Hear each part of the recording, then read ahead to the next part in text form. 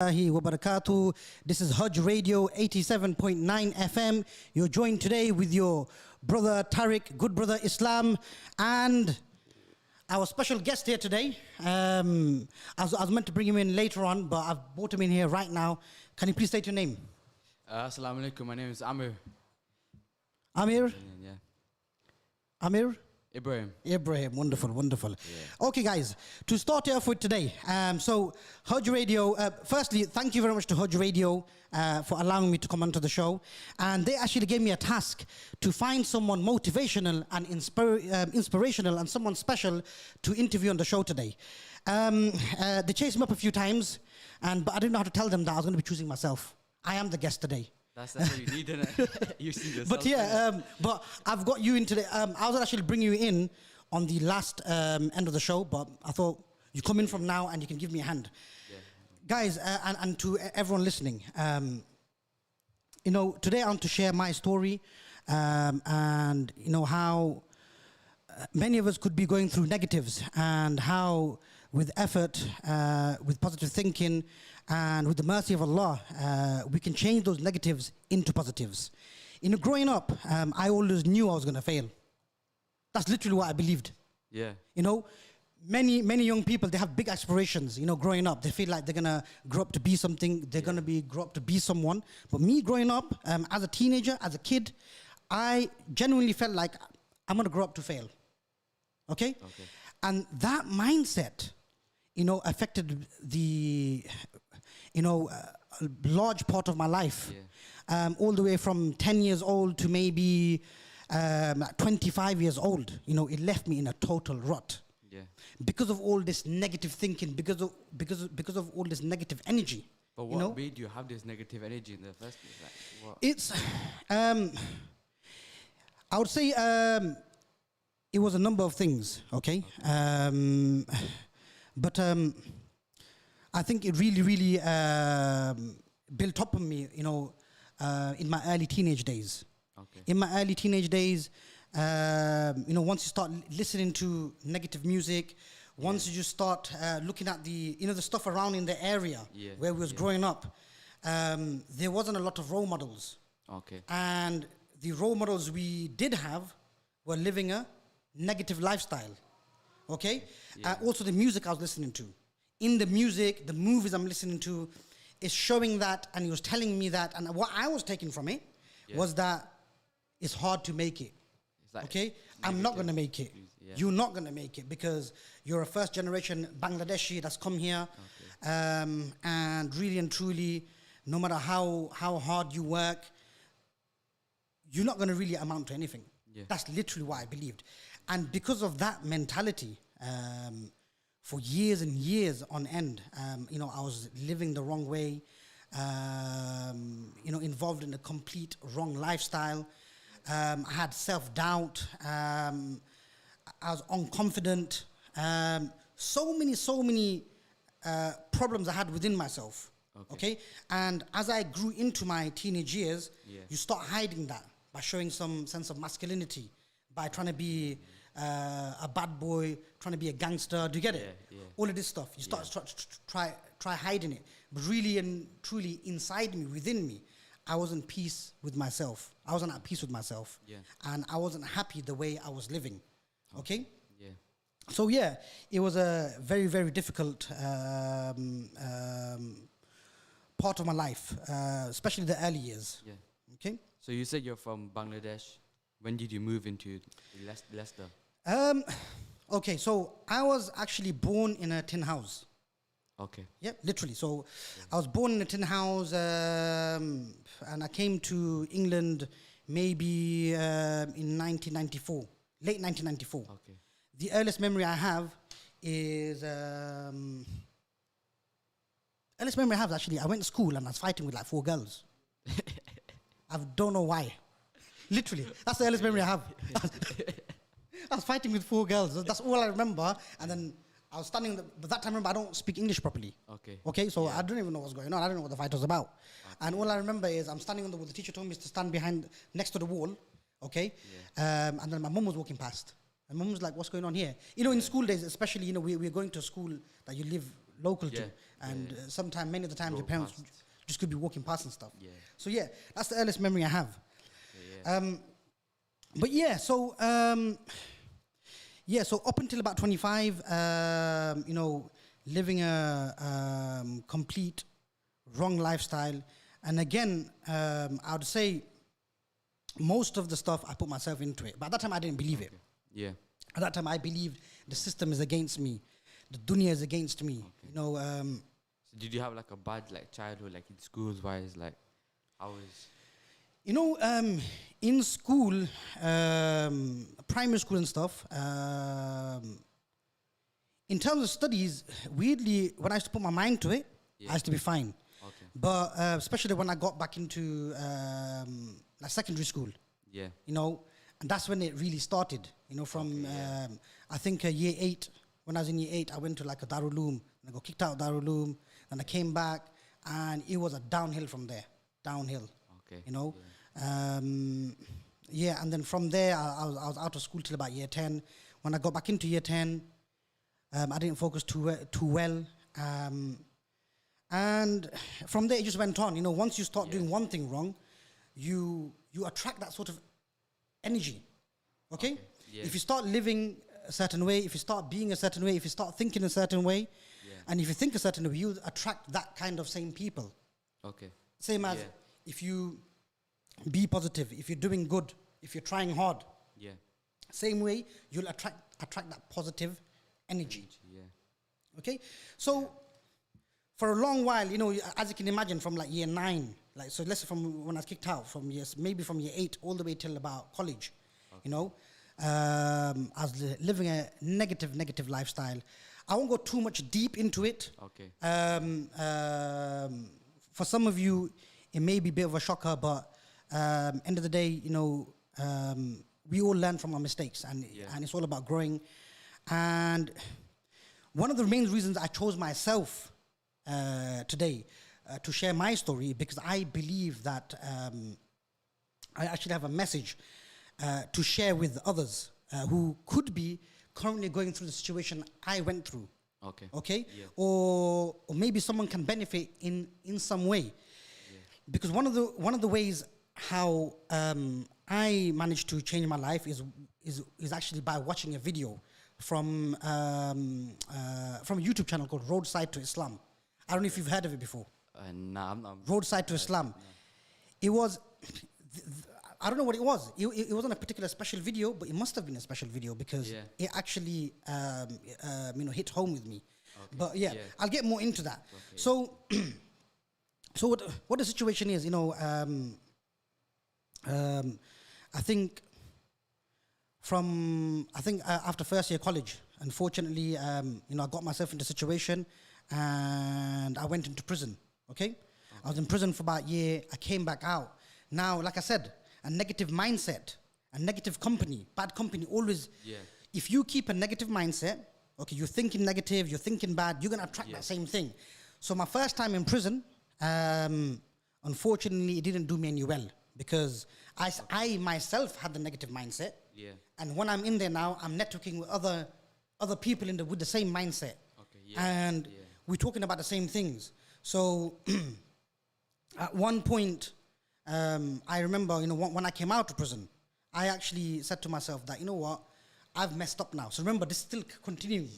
You know how from before, where I said I'm a failure. I'm still telling myself, listen, you've messed up more now. Now there's no way out for you. You've got a criminal record. You're in a deeper hole. Now the only way is you continue this lifestyle and you need to become the best at it. And I remember giving myself a target that I want to become the best in the bad stuff. Okay.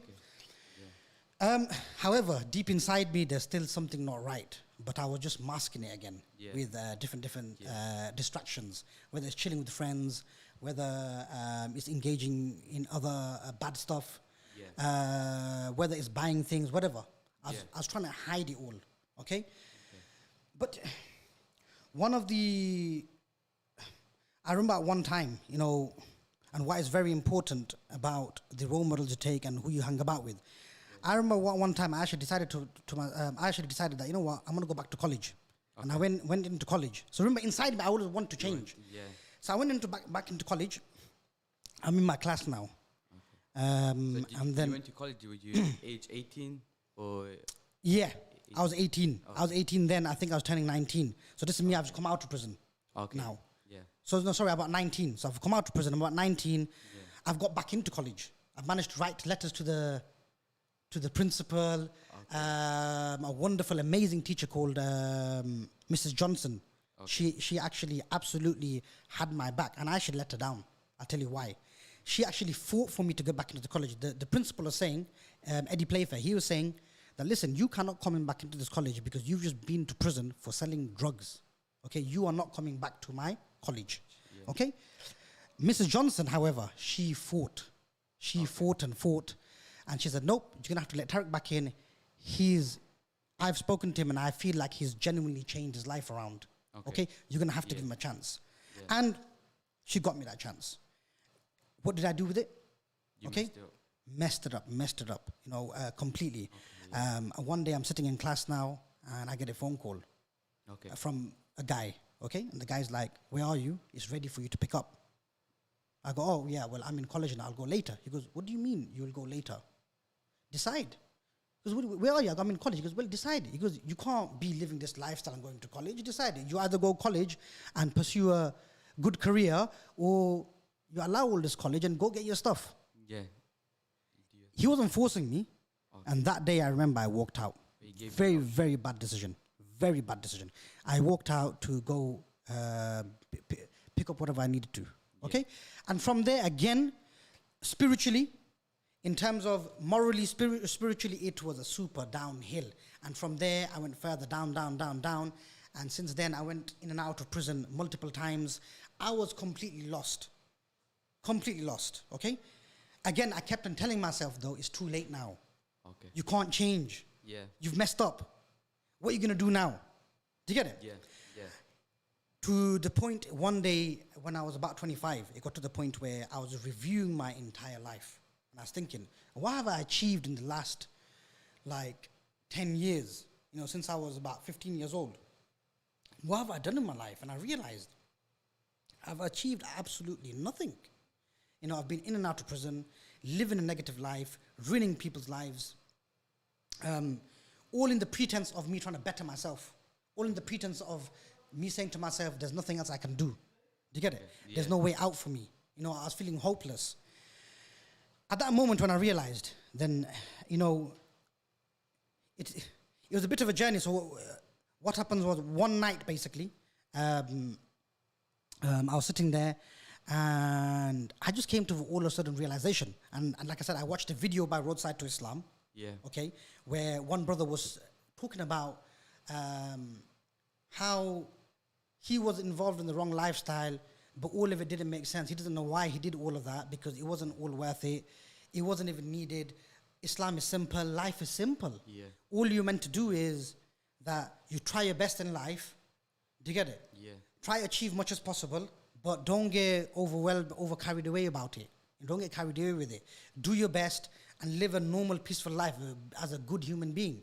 And that's all you're meant to do. And whatever's meant to be will come to you. Yeah. Okay? And then I was thinking to myself, why have I done all of this? And then I thought to myself, what if I die right now? If I was to die right now, as the state I'm in, what would happen to me? And then, remember I went to madrasa and stuff as well. Yeah? So I have had an Islamic upbringing. It's in my conscience. Yeah. And it's telling me now, if you die right this moment, where are you going to be? Where are you going to end up? Yeah. Yeah? And at that moment, I actually tried to recite the kalima and I couldn't. And then voices in my head were telling me, listen, call your parents now, call your mum, call your dad. If you die right now, they can't help you. They can't recite the kalima for you. Yeah. They can't do anything for you. If you were to die right now, you will die right now like this. Yeah. Okay? And that just completely freaked me out. You know, that night I got up, I went to the bathroom, had a shower, and I turned up in Fajr. So when I turned up to Fajr, I think a lot of people are shocked, like, what the hell is this guy doing? This guy's wearing a full jubba, mosque hat, it's not even Ramadan. Yeah. Do you get I just turned up for Fajr, not even for Zuhr. So everyone's looking at me, but alhamdulillah, nobody, you know, a lot of the times we may feel like the people are not welcoming in the masjid. Alhamdulillah, I didn't feel unwelcomed. Do you get it? I was there, people did look at me, Yeah. but they were just more curious. Maybe, just curious as in, how come I'm here at Fajr with a jubba and everything? They've seen you out and about. Yeah. Like, they haven't really seen you in a mosque before. Yeah. Or hardly. You know, before you go and you go for Jummah and stuff like that. Yeah. Do you get it?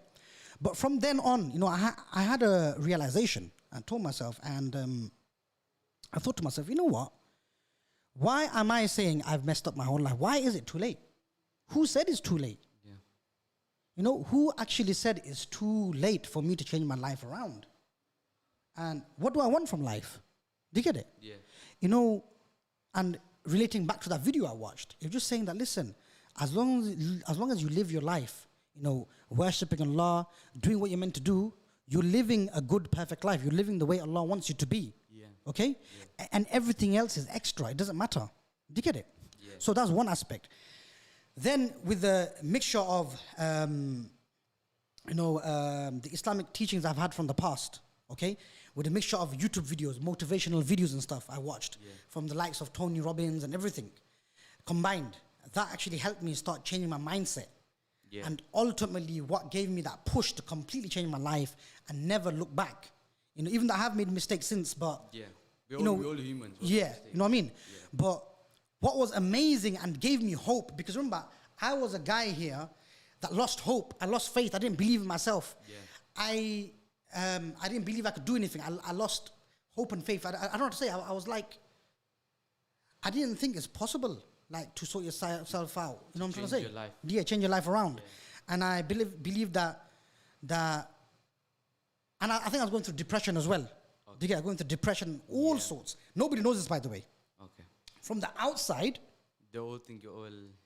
People think I'm living the life. Yeah. And I used to have a saying, living the life. They get everybody to think you're living the life. Yeah. Yeah. But really and truly, behind the closed doors, I was not living the life. I was trying to look for escape. Yeah. All before this is all a build-up. Do you get it? Yeah. But yeah, what totally changed my life was Surah Duha. I listened to the meaning of Surah Wat Duha by Sheikh Tawfiq Chowdhury, Australian brother. And that just hit home for me. I was depressed. I was sad. I was feeling hopeless.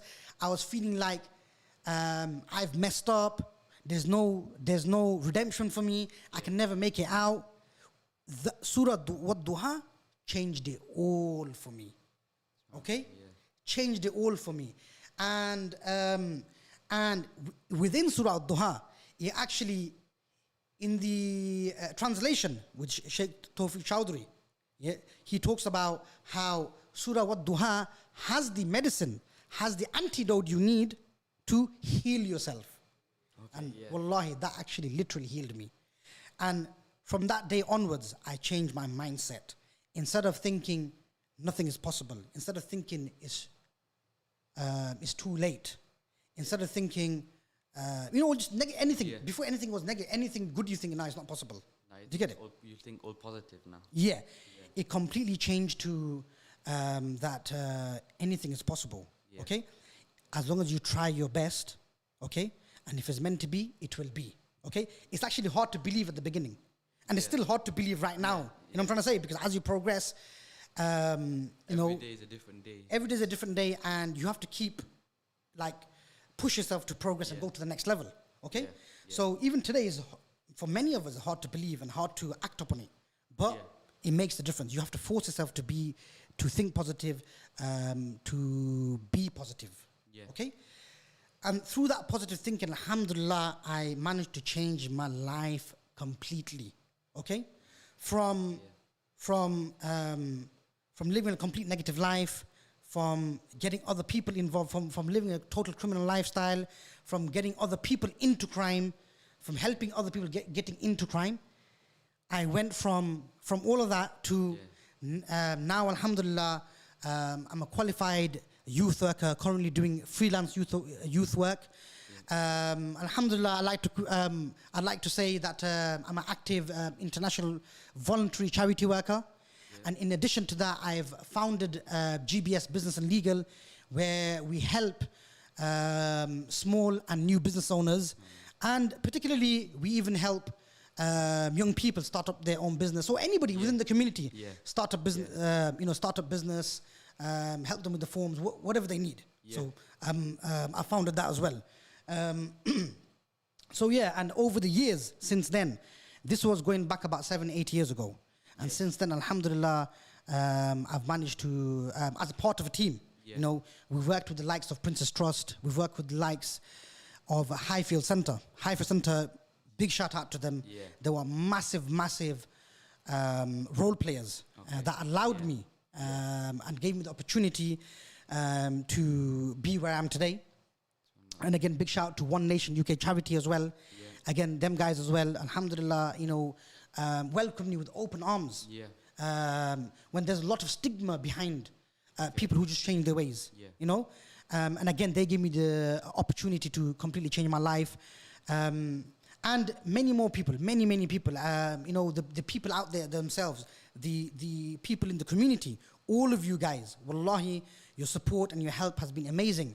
And your encouragement has allowed me to continue trying to keep progressing, and through that, alhamdulillah, like I said, as a part of a team, we've managed to help hundreds of young people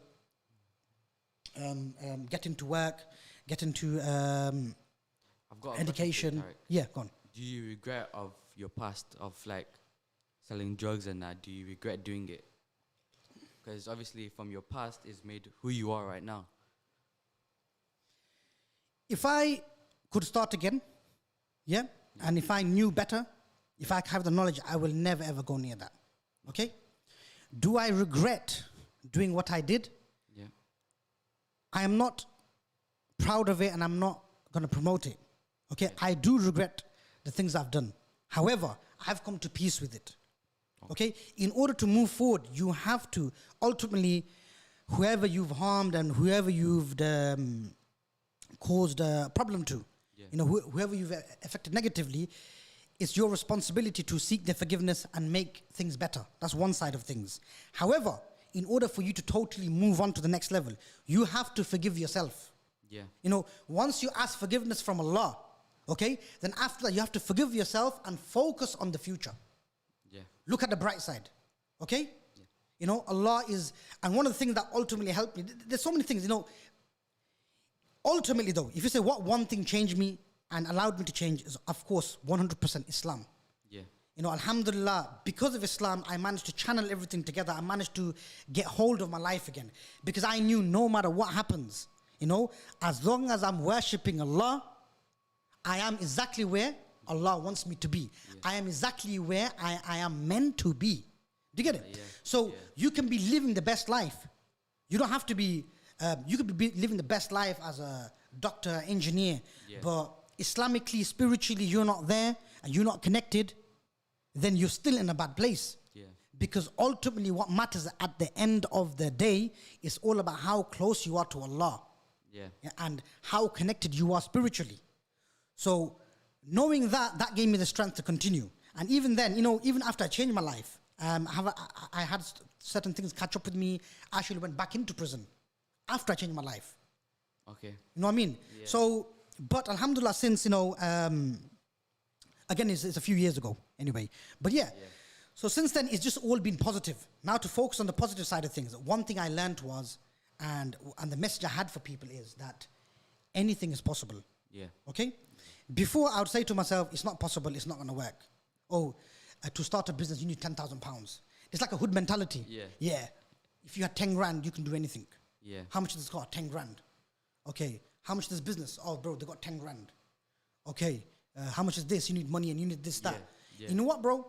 Since I've challenged myself, since I've turned to Islam, and since I start training myself, listen to positive things, listen to motivational talks, changing my, attending events, going to courses. Since all of that has happened, my mentality has changed. I genuinely believe anything is possible by any one of us, any one of you. It's possible. We can become and do anything we want. As long as we're willing to put the effort in for it. We can't do it without effort. So I'll give you a typical example. I became a youth worker. How? Okay, I didn't have any qualifications. Yeah. Okay, I didn't have any experience. Okay, I didn't even know I wanted to be a youth worker. All it was one day I went to, when I changed my life, Yeah. I told myself that, you know what, I'm going to do everything I can to help myself. Okay? Yeah. And I'm going to start taking the necessary actions. Yeah. So I approached Highfield Centre. And there was someone called Jay there. And she's been doing work within the community for many, many years. She's actually seen me grow up in my mode and everything. Do you get it? Okay, yeah. But she was surprised to see me. And again, she actually gave me an opportunity. She said, all right, listen, look, what do you want, Tarek? I go, listen, I don't know what I want. All I know is that that I just want to do something good in my life and maybe ideally get a job in doing something good. Yeah. She goes, look, at the moment, you don't have any experience, you don't have any qualifications, so we can't give you a job.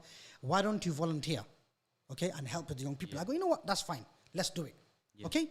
All right. So I volunteered at the youth workplace for about a year.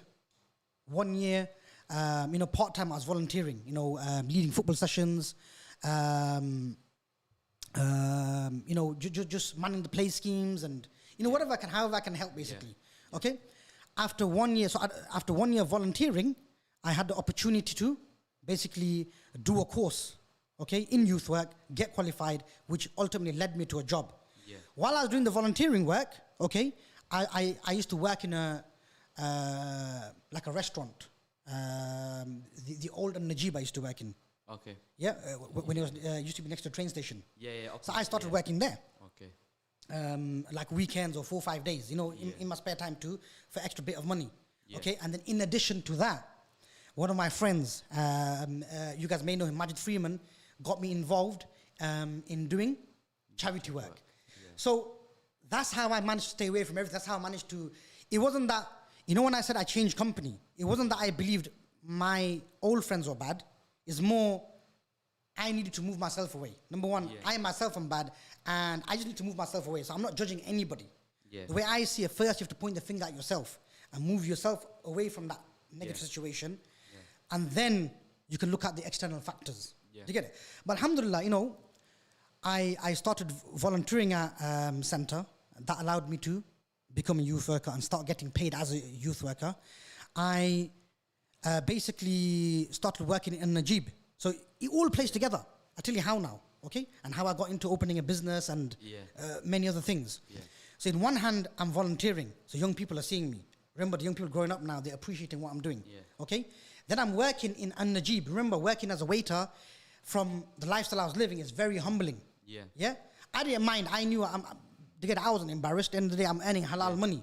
However, the people who used to come in and see me working, they used to, I don't know what it was. They used to be so happy to see me. And they used to be encouraging me like, bro, what are you doing here? I can't believe you're here. And you're working here. How come? I go, listen, man, I'm done with everything. And alhamdulillah, I'm just trying to live a, halal life. And, just trying to do the right thing now. Do you get it? Yeah. Now, because people see me in that role working and stuff, in addition to that, they used to see me do charity work with One Nation and everything.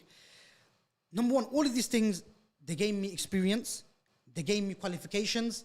They gave me the reputation I needed.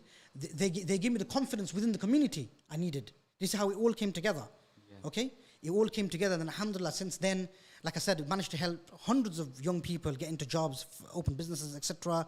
I've managed to go to Syria for charity missions, running projects in Bangladesh, alhamdulillah, opening my own business and, founding my own business and stuff, and still working now as a manager for that company, all from nothing. Yeah? And also the business I started was actually with you could call it zero. I started off like £150 with a computer. Okay? That's because I had the mindset that, listen, make do with what you have now. Okay? Yeah. A lot of the times we keep telling ourselves that, oh no, it's not possible. We need to get this and then this will happen. Okay? And the way I see it, no. Take action now. Make use of what you have now. Okay? Yeah. And whatever you need will come along. Yeah. And work, just work with it. Rather than waiting, because if you wait for the perfect moment, if you wait for the perfect time, okay, it may never come. Yeah. Okay? Yeah.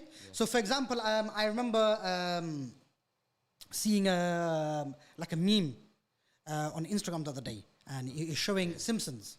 Okay, back in the 1970s, it looked an absolute mess. And then the meme said, "Imagine Simpsons waited till they perfected themselves." Yeah, if they waited to perfect themselves, would you have ever become perfect?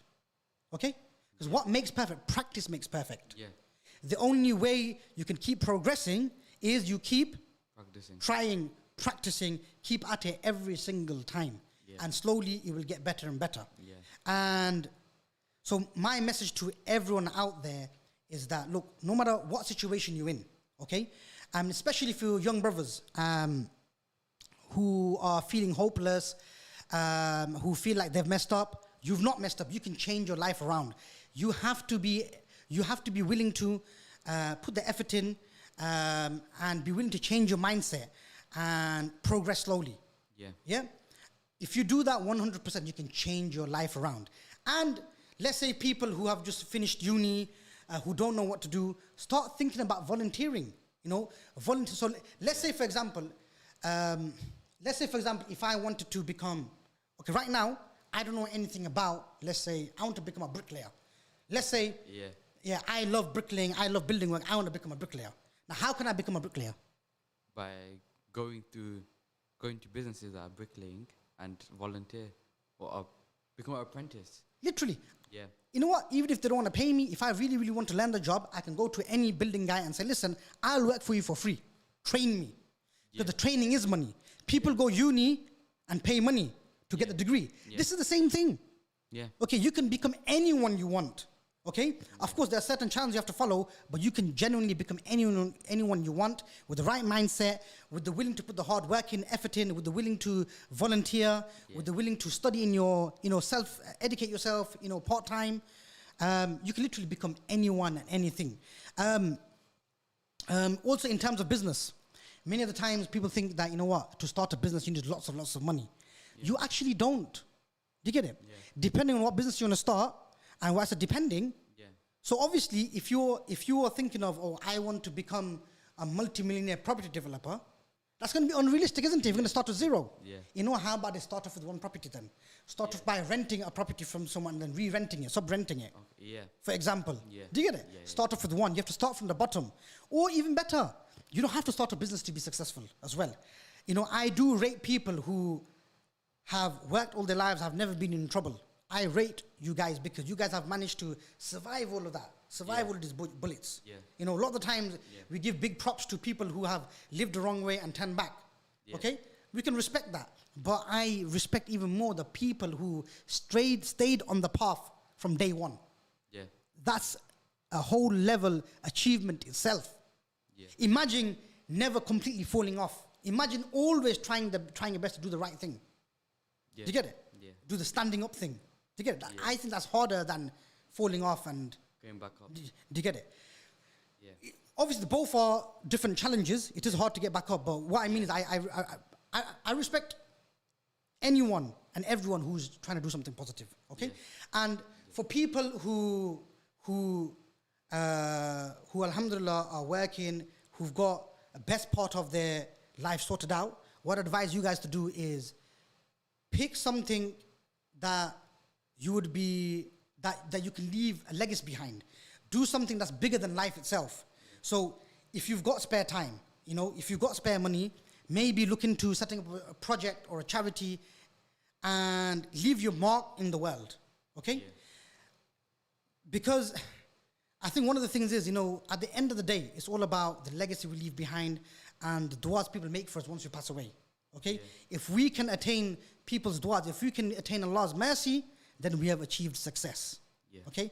And again, guys, I keep repeating myself, anything is possible.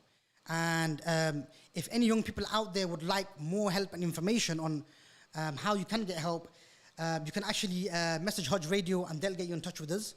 And also, moving to you, so Aamir here, who's joined me today and who's decided to help me out. Thank you very much, by the way, for coming in. Sorry. Because, it'd be you talking by yourself in this room. I know. You know what it is? Inside I'm actually panicking.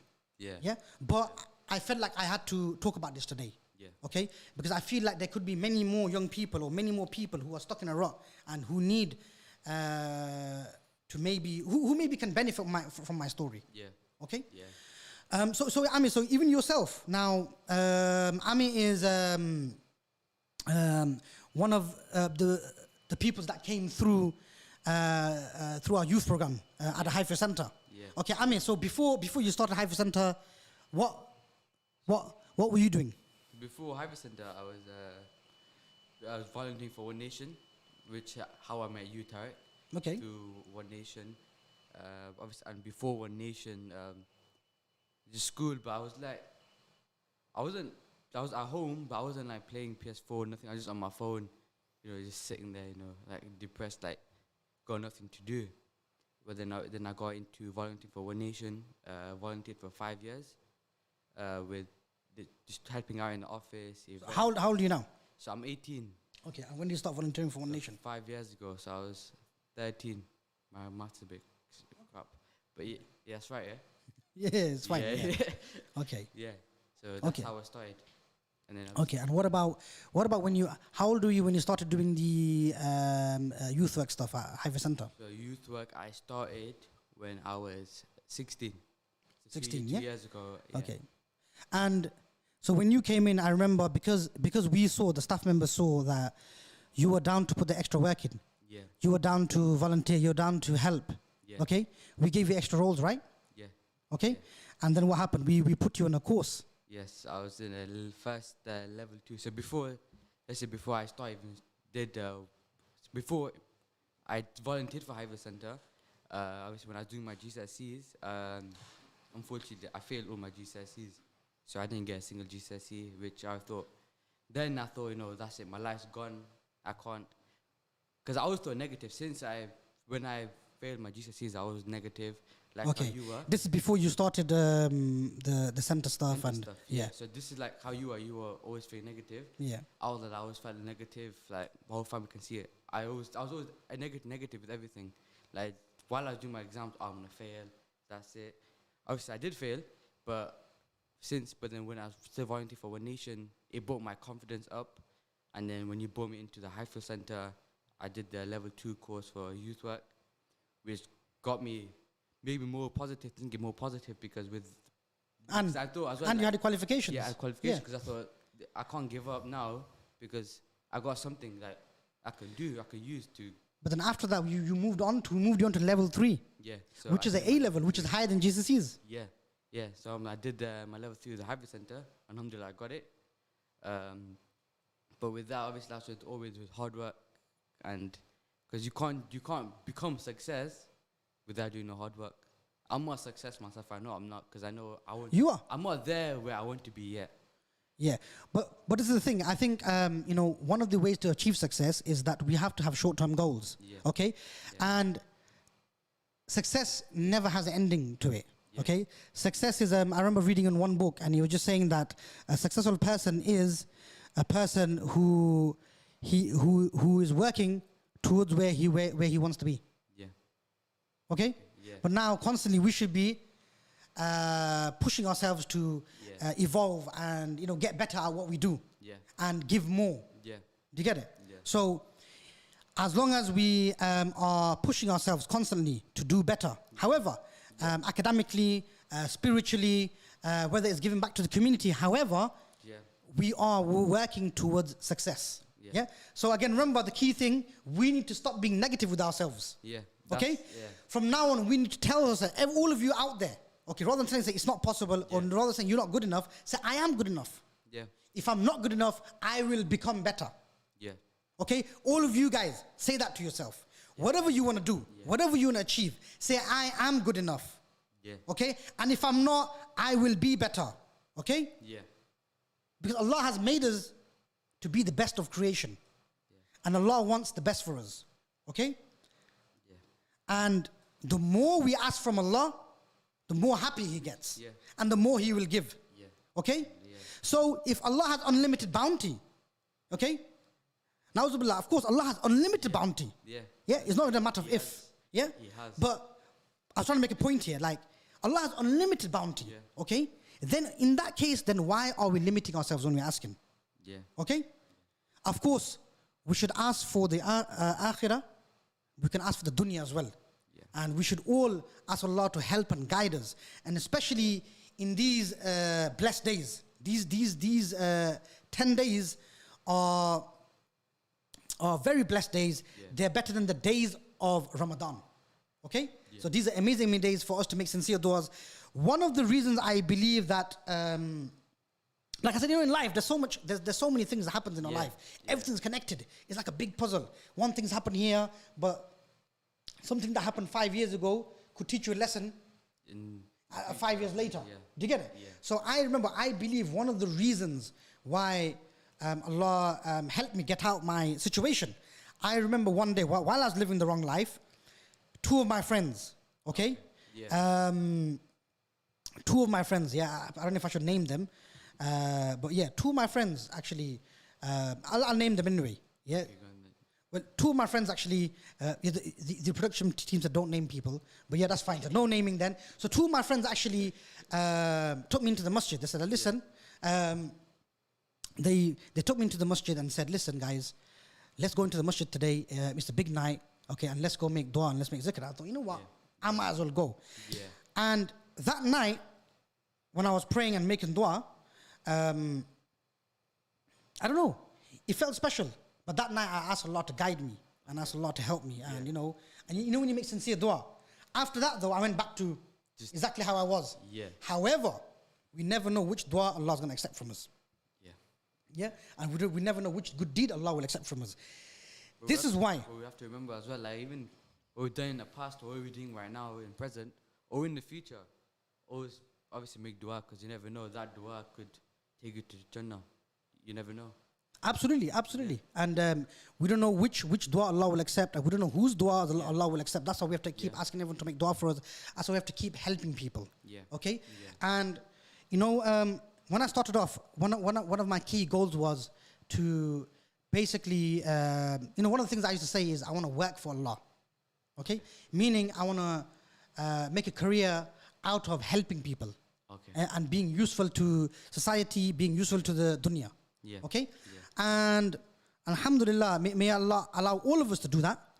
But alhamdulillah, since then, like I mentioned earlier, if any young people out there that needs help, that needs advice, by all means, please feel free to contact myself. You can contact Haj Radio, and inshallah they'll get you in touch with me.